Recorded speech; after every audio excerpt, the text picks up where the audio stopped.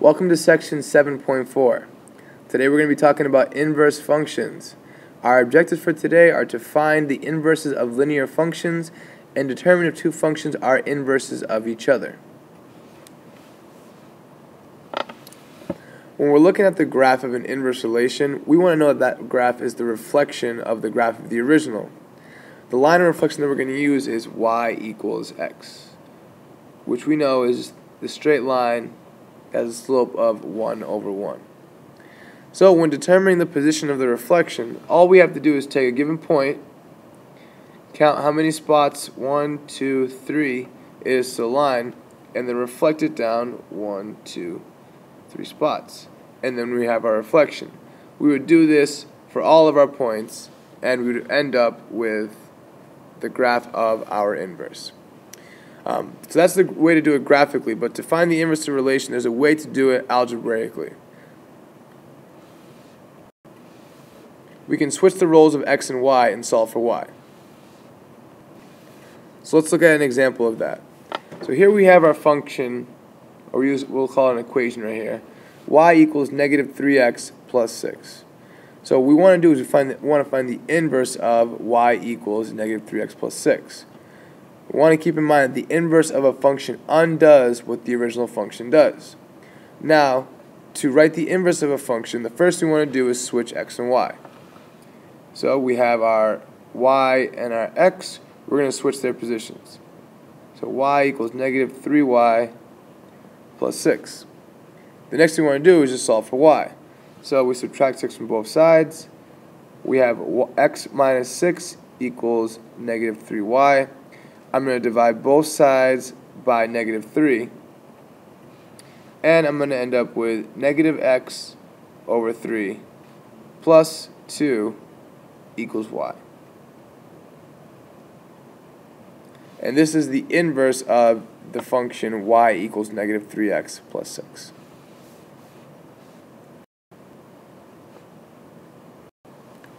We can prove that two functions are inverses of each other if, when we do a composition of those functions, the result is x. So let's take these two functions, f of x equals 2x minus 4 and f inverse of x equals 1/2 x plus 2, and let's see if these are inverses of each other. So we have to do the composition of functions of these two functions. So this should happen. When we do the composition of functions of these two, we should get x. So what we need to do is we need to plug 1/2 x plus 2 right here in for x. When we do that, we have 2 times 1/2 x plus 2 minus 4. When we simplify that out, we distribute this 2 through. We end up with x plus 4 minus 4, and we end up with x. Now let's try it the other way. If we do f of inverse of f of x, once again, we should get x. So now we need to plug this function in for that x. So we start off with 1/2, and then instead of x, we write 2x minus 4 plus 2. When we do this, we end up with x minus 2 plus 2, once again x. So we can prove that these two are inverses of each other. In this example, we're asked to look at the model for a salary where S is the total salary in dollars and H is the number of hours worked. So they're asking us to find the inverse function for this model. So to do that, we know we need to switch where S and H are and then solve for S. So we have H equals 10.50 S plus 50. We need to solve for this S, so we subtract 15 from both sides and divide by 10.5. And that is our inverse model. Now, part B asks if a person's salary is $533, how many hours do they work that week? Well, to solve for this, we don't plug it back into the inverse. We just plug it right back in there. So 533 equals 10.50h plus 50. And when we solve for h, we get h equals 46 hours. So let's find the inverses of these functions. For example A, we have f of x equals x to the fifth. So the first thing we want to do is rewrite f of x and substitute y. So we have y equals x to the fifth. Now at this point, this is where we switch the x and y values. So we're going to have x equals y to the fifth. Then at this point, we want to solve for y. When we solve for y, all we have to do is isolate y. So we have to raise both sides of this equation to the 1/5. We want to get y by itself. When we do that, we have y equals x to the 1/5. And that is the inverse of f of x equals x to the fifth. For part B, we have f of x equals 3x to the fourth.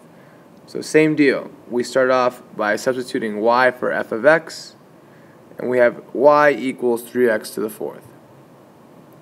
Now we want to switch x and y, so we have x equals 3y to the fourth. Now we want to isolate y, so first thing we want to do is divide by 3. So we have x over 3 equals y to the fourth.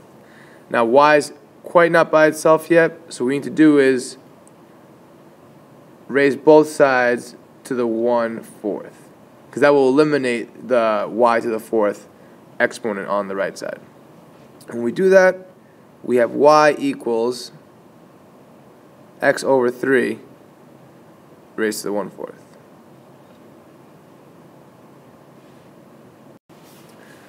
In algebra, you might have learned about the vertical line test to test functions. Well, there is also a horizontal line test that we use to test for the inverse of a function.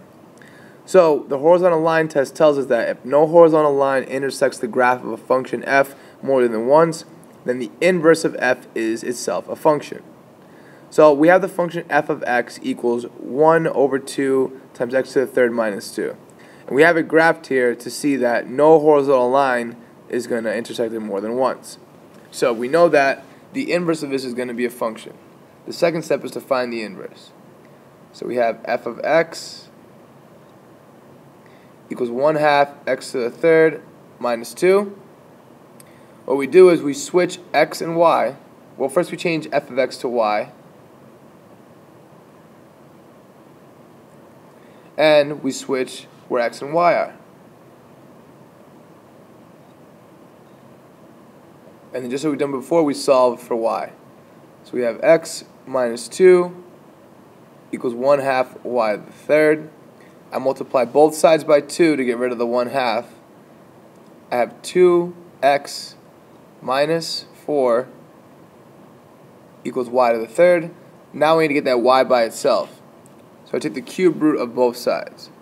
So y is going to equal 2x minus 4 raised to the 1/3.